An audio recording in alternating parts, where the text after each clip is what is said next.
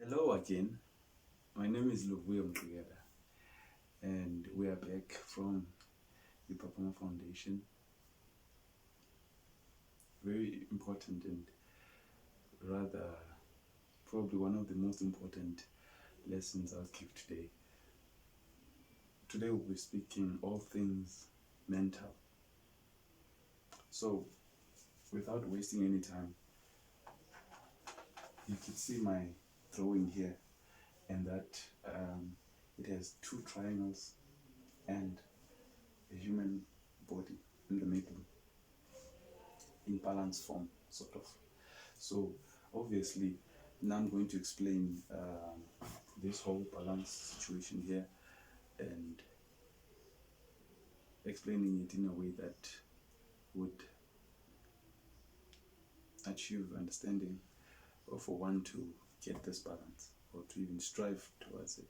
So we'll be using symbols, probably know them, to explain some principles and important occulted knowledge on the mentality or on our mind as human beings. So we'll speak metaphysically, so we can make references to the spiritual world and also the physical. So, for example, the red triangle represents male, represents masculinity, it represents small building blocks. So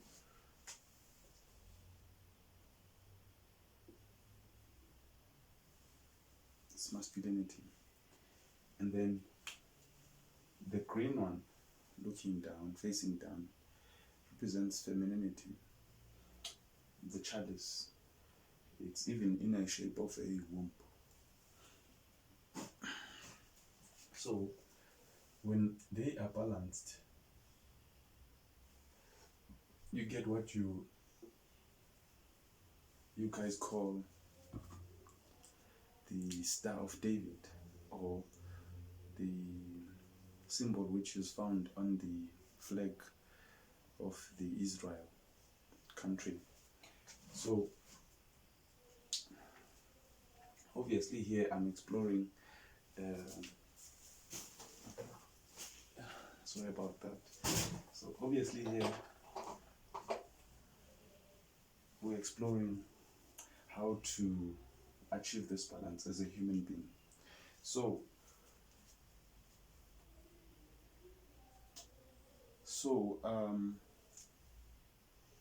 let's talk about the male and the femininity. So in respect of obviously the mind. So the masculinity represents the carnal mind, the ego mind. So, and then the femininity represents the subconscious mind or our heart space. So obviously with our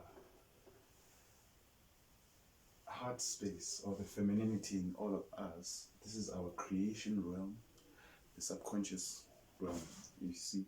So we create from our subconscious mind. It's the realm of cause and creation, and the realm of effect is the conscious mind, right? Because as consciously you are able to speak, express yourself, go out there, do this, that, act. Subconsciously, the actions, the behavior that you're acting out is obviously created by you based on what you want to do and achieve. So the power to which this is used by you obviously will depend on your belief system and also your imagination capabilities. So you can see the human drawing is specific in terms of cutting this part here, so the shoulders or a bit of the neck down. This is symbolical because the human brain, physically speaking, you sort of like have three minds or three spheres of the brain in this dome here. So we have obviously the God brain or Aries brain, the cerebrum, and then we have the cerebellum behind, so it's like the mammal brain, and then we have the medulla oblongata. So when this happens, sort of when you're balancing your femininity and your masculinity, the ego death, you can say, or the understanding or transmutation of materiality, because this is the material. So it would have to, so this symbol here symbolizes that the mammal brain or the medulla oblongata, or we can say you have to slay the dragon in order to balance, meaning you have to cut, not physically, so it's a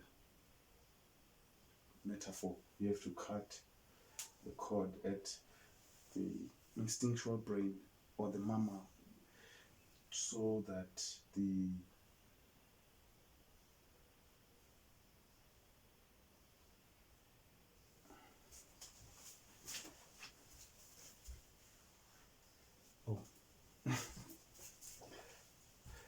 so you gotta cut the instinctual brain here, so that as a person, spiritually speaking, you can come to this point here. So this part of the head, this is the capstone when you see the pyramids of Giza. That is not there. So what you see when you see the pyramids of Giza is something like this.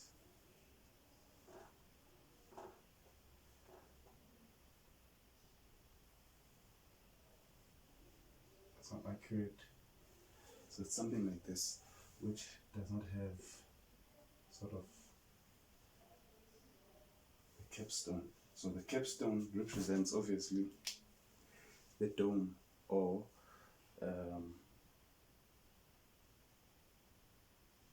where God sits, like the seat of God, or God's chamber. So this is self-actualization, whilst this is the physiological things, nature of things, the self-esteem, the security, the belonging, all of that we're going to immerse physically in the world. But from this point and up is the self-actualization, the non-physical stuff, coming to the mind, imagination, you see.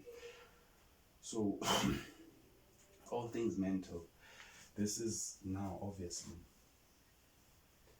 the creation. So this is, you can say, light, dark, or left, right, or yin yang.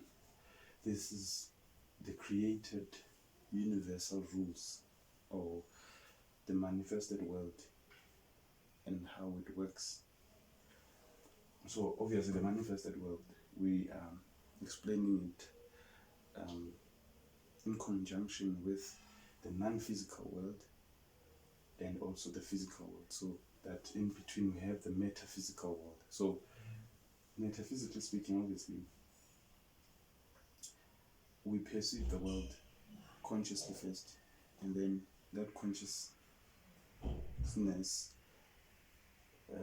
according to our beliefs, acceptance, and our worth and knowing of who we are, gets transferred to become, to create the life that we want, our reality, and then it finishes to be the life that we're living. And so obviously, if this life that you're living is not fulfilling, you have to change the conscious mind, so the canal brain or the ego mind, so that it can affect the habitual brain, or your subconscious mind.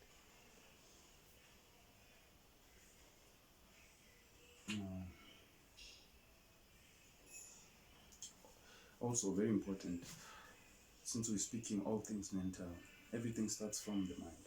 So everything that there ever was, this board, this pen, this marker, my clothing, you, I, everything that we can see, perceive with our eyes, physicality of things, it was once thought of as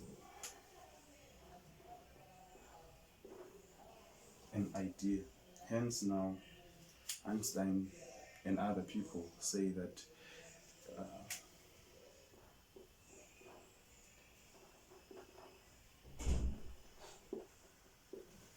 imagination is more important than knowledge, because knowledge represents the physicality of things. I said, knowledge represents the physicality of things, what you've done. Imagination represents what could still be done. I said, the self-actualization, the mind, the brain. So this is very important. So imagination is obviously important because it cleaves to no tradition or no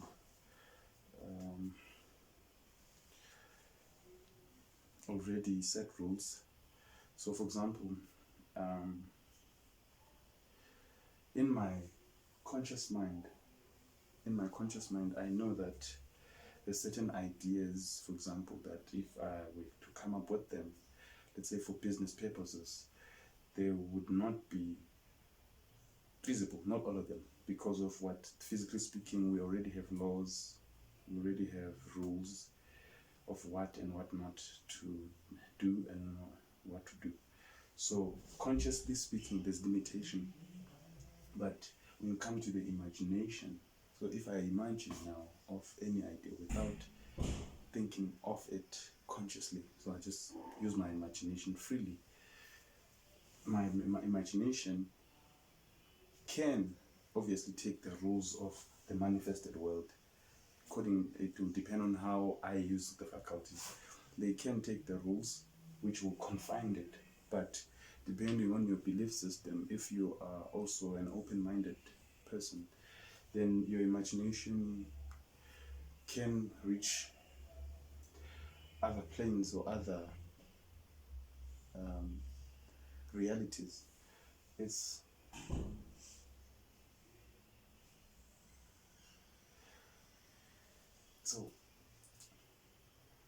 so with the premise, obviously, that everything starts from the mind, then you could argue also that maybe this whole thing we call life, well, there is an argument that this whole thing we call life, or this created universe, is the big brain of Big Papa, the created universe. So it's as though that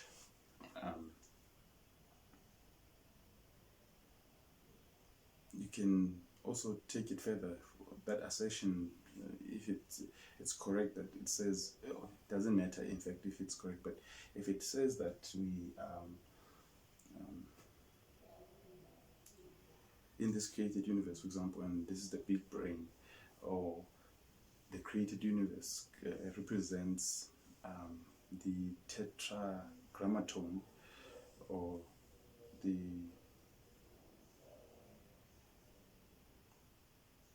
tetragrammaton, I think you know it. So it's like this picture of the brain, but it is the picture of God with angels extending his hand to humankind, or to Adam. So the picture, I think it was done by, I don't know, Alexandra or Michelangelo, back then, Rome Renaissance. So obviously, with that premise that everything starts from the mind, you now want to really be careful of what you think for yourself, what you believe about yourself, because then that is what manifests in your life. What you think, you become. Buddha said that. So because thinking, so like inception is the thought, or let's say idea or imagination, it's going to be thought of, felt, and then it goes to the habitual brain for creation, and depending on how many times you think about it consciously, the habitual brain gets the power to create it, because obviously now you are impressing it on the subconscious mind. So for example, also practically speaking, we also speak of creating a habit, and then we speak of 21 days. So 21 days, obviously, in this case, represents a metaphor that your conscious mind will have to do something, let's say something new for a certain while before the subconscious can take it as firm or as truth, accept it as truth, because this is controlled by belief system, how you feel about yourself, what you think about yourself, and what you see as true for yourself, and what you see you deserve in the world and everyone else around you. So this is how you perceive yourself and the world here. Right. So obviously, since this is a human body, you can have your chakras. Obviously, there's root chakra here. You're gonna have, let's say, crown. No.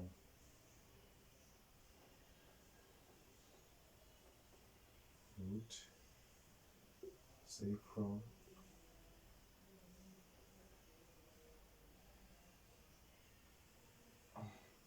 solar plexus, heart,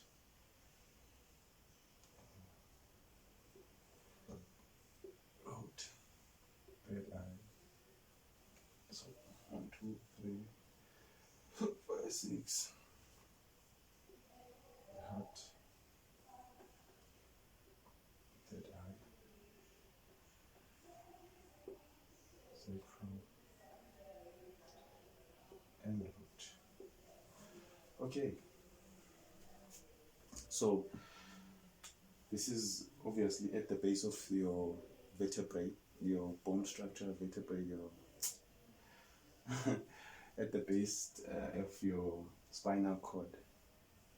The first energy will be there, picked up there, your root chakra, and we have the sacral chakra, your umbilical cord. That's where the second part is. The third part, which is now your gut feeling, your gut feeling just underneath your breast or chest, and then your heart, your throat, your third eye, and the connection to the universe. So obviously, going down to earth as physically as it is, there is also earth chakras obviously that go down. You understand? So this is the connection obviously above and then below. So heaven, hell, light, dark, So obviously these are principles. It's not like literal, but obviously it has the literal connotation to it because things are connected, physically speaking, metaphysically speaking, spiritually speaking. You see, so you want to know who you are before you can sort of express yourself in the way that in which you would want it to yield more for what you've been doing or expect more from it. So obviously we're following the laws of the universe, the law of mentalism. And today we're speaking about that, all things mental, the law of correspondence, law of vibration, the law of cause and effect. So law of mentalism, obviously, as we're speaking about it here, states that everything is mental, and all that we perceive as physical, spirit, matter, anything is in fact spirit, animated as physical. So obviously that science continues to say also, physically speaking or scientifically speaking, the universe is 99.9% non-physical, or you can say an atom is 99.9% empty space, which is to say that as you can see physicality of me now, it is 99.9% non-physical. So that means that if you take a microscope and look at me or place it on my body to see this non-physicality, you would see moving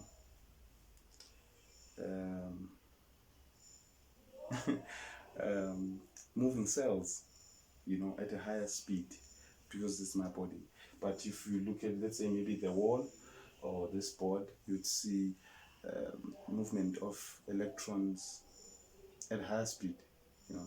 So within that atom, which you say is physical, yes. So the universe is obviously non-physical more than it is physical, and the illusion is that things are physical. And obviously, when things are physical, it's easier for a human being to be scared of what you call death, for example, physical death, to be scared of the idea that the archetype that you're trying to be or praying to, for whatever reason, is in fact human, and it has the same heart and mind like you do, and so it is jealous, it is envious, it has all the qualities of a human being, yet we ascribe all the supreme powers to it. So the archetype, obviously, in this instance, would want you or challenge you to use it as a blueprint on how to live your life. The archetypes here, there are a lot, variety of them, but speaking of one thing, the one that we may most famously know as is Jesus Christ.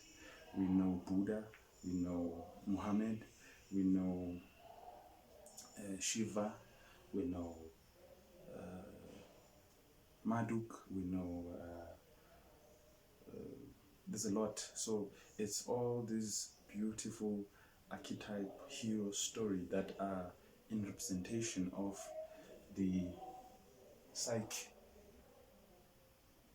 spiritually speaking, of the human mind, or the capabilities in the psyche of the human body, of the human being. Because obviously